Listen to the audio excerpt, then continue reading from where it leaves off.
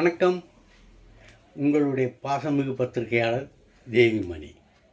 இன்றைக்கி சில முக்கியமான செய்திகளை பார்க்க போகிறோம். தக்லைஃப் பற்றி சில செய்திகள் இருக்குது, அதை சொல்ல போகிறேன். இப்போ இன்றைக்கி பரபரப்பாக ஒரு செய்தி வந்தது என்னென்னா, இந்த சௌந்தர்யா தெரியுமா உங்களுக்கு? நம்ம விஜயகாந்த் கேப்டனோட நடித்தப்போங்க நிறையா படங்களில் நடிச்சிருக்காங்க. நல்ல நடிகை, சிறந்த நடிகை. விமான விபத்தில் இறந்து போயிட்டாங்க அப்படிங்கிறது உங்களுக்கு தெரியும். இப்போ 22 வருஷத்துக்கு முன்னால் அந்த விமான விபத்து நடந்தது. இப்போ அது விபத்து அல்ல, சதி அப்படின்னு ஒரு பிரச்சனை கிளம்பியிருக்கு. அந்த பிரச்சனையை கிளப்பி இருக்கிறது ஆந்திர பிரதேசத்தை சேர்ந்த ஒரு சமூக போராளி. அவர் தான் இந்த பிரச்சனையை கிளப்பியிருக்காரு. இந்த சதிக்கு யாரை முக்கிய காரணமாக சொல்கிறாருன்னா, நடிகர் மோகன் பாபுவை சொல்கிறார். மோகன் பாபு தான் இந்த சதிக்கு காரணம் என்று நான் நம்புகிறேன். ஏன்னா, இந்த சௌந்தர்யாவுக்கு சொந்தமான ஒரு கெஸ்ட் ஹவுஸ், ஒரு 6 ஏக்கரில் இருந்த கெஸ்ட் ஹவுஸ், அந்த கெஸ்ட் ஹவுஸை இவர் வாங்கணும் அப்படின்னு ஆசைப்பட்டிருக்கார். மோகன் பாபு வாங்கணும்னு ஆசைப்பட்டிருக்கார். ஆனால் அதை கொடுப்பதற்கு சௌந்தர்யாவுக்கும் இஷ்டம் இல்லை, சௌந்தர்யாவுடைய சகோதரருக்கும் இஷ்டம் இல்லை.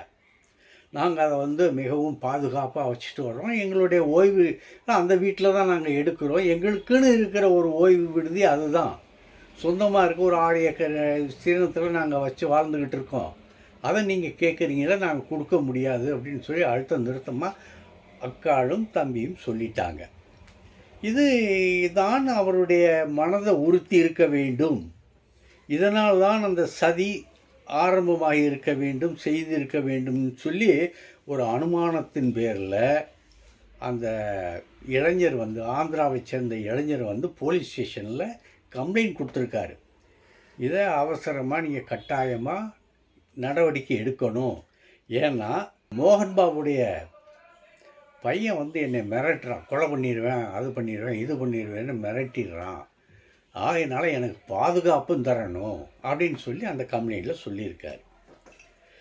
இப்போ அது மட்டும் அவர் என்ன சொல்லலை, ஆந்திர அரசாங்கத்துக்கு ஒரு கோரிக்கையும் விட்டுருக்காரு.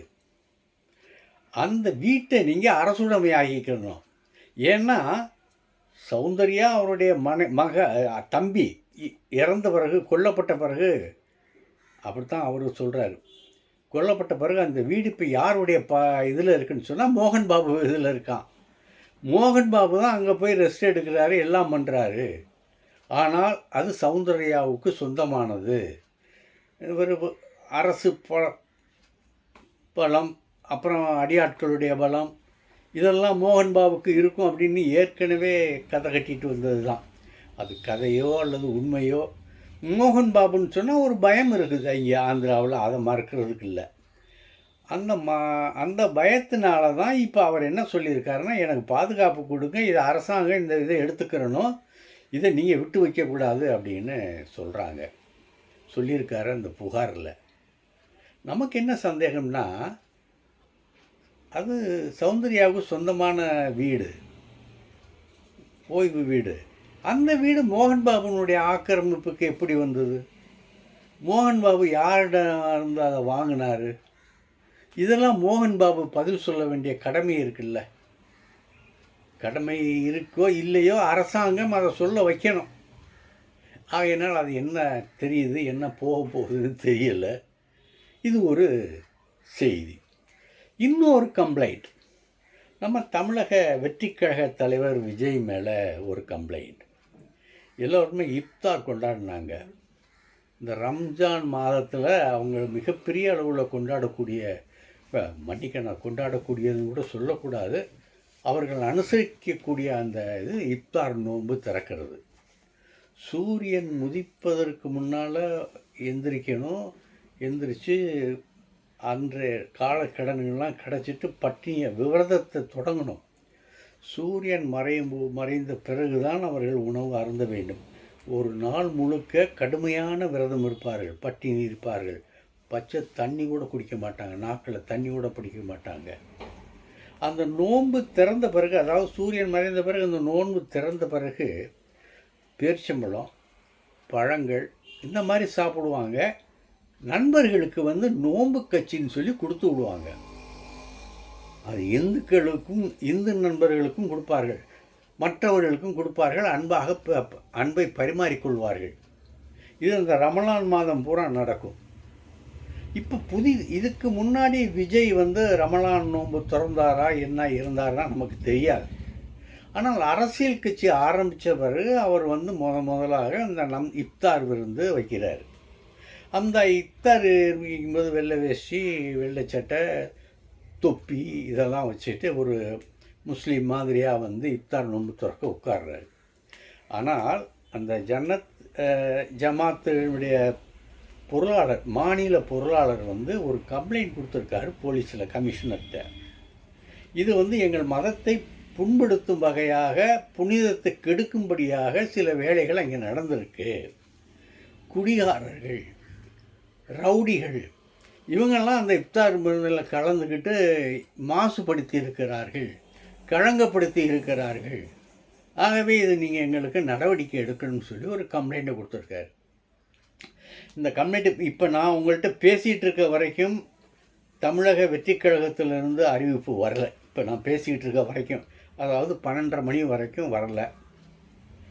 இனிமேல் வருமா என்னான்னு தெரியல. விஜயும் எந்த விதமான பதிலும் சொல்லலை. சென்னை கமிஷனர் ஆஃபீஸில் இந்த புகார் கொடுக்கப்பட்டிருக்கு. இதுக்கு என்ன நடவடிக்கை தமிழக அரசு எடுக்க போகுதுங்கிறதும் தெரியலை.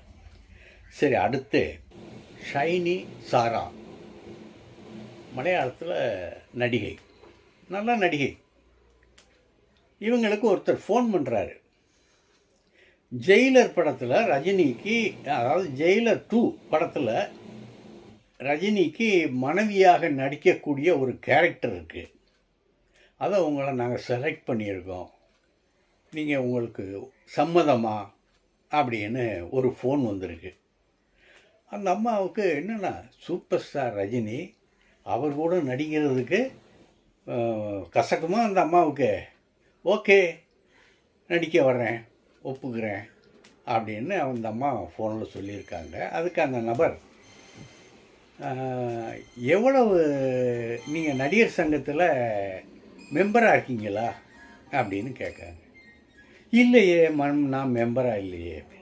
சரி, அதை பற்றி கவலையை விடுங்க, நீங்கள் ஒரு 12,500 ரூபா கொடுங்க, அந்த கொடுங்க, நான் மெம்பர் ஆக்கிடுவேன், நீங்கள் படத்தில் நடிக்கலாம் அப்படின்னு சொல்லிவிட்டு, நான் இத்தனாம் தேதி வர்றேன் அப்படின்னு சொல்லி ஒருத்தர் பேரையும் சொல்கிறாரு. சுரேஷ்குமார்னு ஒருத்தர் வருவார். அவர் உங்களை பார்ப்பார்.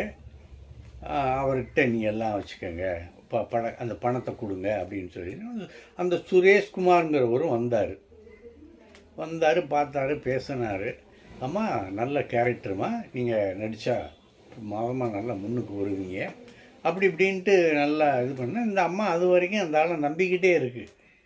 ஏன்னா ஃபோனில் பேசினவன் அவ்வளோ நம்பிக்கை கொடுத்துருக்கான், அந்த அளவுக்கு கொடுத்துருக்குறான். சரின்னு பணம் கொடுத்தீங்கன்னா நான் மேற்கொண்டு எல்லா ஏற்பாடுகளையும் செய்வேன் அப்படின்னு அவன் பணத்தை டிமாண்ட் பண்ண பிறகு தான் அந்த அம்மாவுக்கு சந்தேகம் வந்துருக்கு.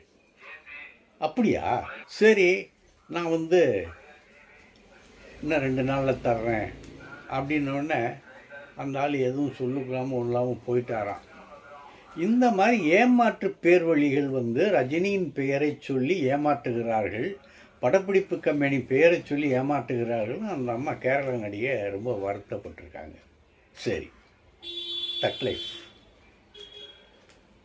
லைஃப்பை பற்றி இன்றைக்கி நான் கேள்விப்பட்டது, ஐயோ, அதாவது இந்தியன் படங்கள்லேயே வன்முறைக்கு பெயர் போன படங்கள் 2 படங்கள் இருக்குது. இப்போ அண்மையில் மலையாளத்தில் ஒரு படம் வந்துச்சு, மார்கோஸ்ன்னு சொல்லி. அடுத்து கில், ஹிந்தியில் வந்தது, கில்னு ஒரு படம். அது ட்ரெயின்லேயே நடக்கிற படம். வயலன்ஸுனால் அப்படி கொடி கட்டி பிறக்கும் அந்த படத்தில். வயலன்ஸ் ஸ்டண்ட் மாஸ்டர்கள் அப்படியே அவுத்து விட்ட மாதிரி இருக்கும். இந்தியாவிலேயே நம்பர் 1 வயலன்ஸ் படம் கில் அப்படின்னு தான் சொல்லுவாங்க. அதுக்கடுத்து இப்போ இந்த மார்கோஸ் வந்தோன்னா அந்த பேர் மார்கோஸ் தட்டிட்டு போயிடுச்சு அப்படின்னு ஒரு இது சொல்கிறாங்க. இப்போ இதெல்லாம் சேர்த்து சாப்பிட்றது அளவுக்கு கொரியன் படத்தையே மிஞ்சுற அளவுக்கு காட்சிகள், ஃபைட், சண்டை காட்சிகள் நான் அதை வன்முறைன்னு சொல்லலை, ஞாபகத்தில் வச்சுக்கோங்க. அந்த படங்கள்ல எல்லாம் வன்முறை இருந்தது. இதில் கொரியன் படங்களில் அந்த ஸ்டண்டு காட்சிகள் இருக்கும் பார்த்தீங்களா, அந்த ஸ்டண்டு காட்சிகள் இது மணிரத்னம் படமா அப்படின்னு கேட்குற அளவுக்கு இருக்கான். இப்போ மணிரத்னம் அண்ட் இவங்களுக்கெல்லாம் என்ன ஒரே ஒரு சந்தேகம் என்ன இருக்குன்னா, அந்த வயலன்ஸ் படம் வந்த பிறகு, அதாவது கில் படம் வந்த பிறகு, இந்த மார்க்கோஸ் படம் வந்த பிறகு மத்திய சென்சார் கமிட்டிக்கு அரசாங்கம் ஒரு கடுமையான ஒரு உத்தரவு போட்டிருக்கிறதாக சொல்கிறாங்க. அதன்படி இந்த வன்முறையை தூண்டுற அளவுக்கு எந்த படம் இருந்தாலும் நீங்கள் அதை கட் பண்ணுங்கள், காட்சிகளை மட்டுப்படுத்துங்க அப்படின்னு சொல்லி கொடுத்துருக்காங்களாம். இதில் உலகமே வியக்கக்கூடிய அளவில் காட்சிகள் இருக்குது. இது மணிரத்னம் படமா அப்படின்னு மணிரத்னம் படத்தை பார்த்து பழக்கப்பட்ட அவருடைய ரசிகர்களே நினைப்பாங்களாம். அந்த அளவுக்கு இயல்பாக இருக்குது, உலகத்தரத்துக்கு இந்த படத்தினுடைய காட்சிகள் இருக்குது. இது வேணுக்குமே கமல் சார் மேலே உள்ள ஒரு வெறுப்புனால, கமல் சார் இப்போ மத்திய அரசாங்கத்துக்கு எதிரியாக இருக்கார், விரோதியாக இருக்கார். அவருடைய படங்களை நம்ம அனுமதித்தோம்னா இந்திய அளவில் பெரிய அளவாக பேசப்படும், உலக அளவுலேயும் பேசி அவர் பெரிய அளவுக்கு போயிட்டார்னா அதுவும் போக எம்பி வேறு ஆகிறாரு, அவரை வளர விடலாமா அல்லது கட் பண்ணலாமா அப்படிங்கிற ஒரு சிந்தனையில் இந்த தக் லைஃபுக்கு எவ்வளவு குடைச்சல் கொடுக்கலாம் அப்படின்னு யோசிக்கிறாங்களாம் மத்திய அரசாங்கத்தில் உள்ள அதிகாரிகள். சில அதிகாரிகள், அந்த சில அதிகாரிகளுடைய எண்ணப்படி சென்சார் நடந்துக்குமா, அழுத்தம் கொடுக்குமா என்ன அப்படிங்கிறது இனிமேல் நமக்கு போக போகத்தான் தெரியும். இப்போ எல்லாம் ரெடியாக இருக்குது, படம் ரெடி. இப்போ சில அந்த சென்சாருக்கு முன்னால் சில வேலைகள் செய்ய வேண்டியது இருக்குது. அந்த மொத்தமாக பார்ப்பார், மணிரத்னம் பார்ப்பார், இது ஓகே, இதில் சென்சார் எதிர்ப்பு சொன்னாங்கன்னா அதுக்கு நம்ம இந்த மாதிரி ஒரு இது சொல்லலாம், பதிலை சொல்லலாம், அதில் அவங்களோட தர்க்கம் பண்ணலாம், இந்த மாதிரி வாதாடலாம், இதுக்கு முன்னால் இந்த மாதிரிலாம் இருக்குது அப்படிங்கிறத எடுத்துக்காட்டெல்லாம் சொல்லலாம். அப்படிங்கிறதுக்கு ஒரு தயாராவதற்காக முதல்ல பார்த்துருவாங்க. அந்த இதை பார்த்துட்டு இப்போ அதற்கான வேலைகள் நடந்துக்கிட்டு இருக்காங்க. இருந்தாலும் சரி, வருமுன் காப்போன்ங்கிறது ரொம்ப ஒரு நல்லது தானே. உலக புகழ்பெற்ற படத்துக்கு ஒரு மாசு கற்பிக்கும் வகையில் பிஜேபி நடந்து கொண்டால் இதை விட கலைத்துறைக்கு வேறு கேவலமான ஒரு இதே இல்லை. இதெல்லாம் இருக்கக்கூடாது. திரைப்படங்கிறது தன்னாட்சி இதாக தான் இருக்கணும். நீ நாட்டுக்கு விரோதமாக இருந்தால் நீங்கள் என்ன பண்ணலாம், அல்லது துரோகிகள் அதெல்லாம் நீங்கள் கட்டுப்படுத்தலாம். ஆனால் அப்படிப்பட்ட படங்களுக்கே நீங்கள் அனுமதியெல்லாம் தர்றீங்க, அதெல்லாம் தர்றீங்க. அரசாங்கத்தில் உள்ள குறைகளை சுட்டி காட்டுனா அதுக்கெல்லாம் அனுமதி கொடுக்குறீங்க. அதே மாதிரி வன்முறைங்கிறது எப்படி நாட்டில் நிஜமாக நடக்கிறத தான் அவங்க காட்ட போகிறாங்க. அந்த காட்சிகளில் ஒரு வித்தியாசம் இருக்கு. சும்மா குடலுக்குள்ளே ஏதாவது வாய்க்குள்ளே கத்தியை விட்டு இப்படி ஆட்டி அப்படியெல்லாம் அப்படிப்பட்ட காட்சிகள்லாம் இல்லை.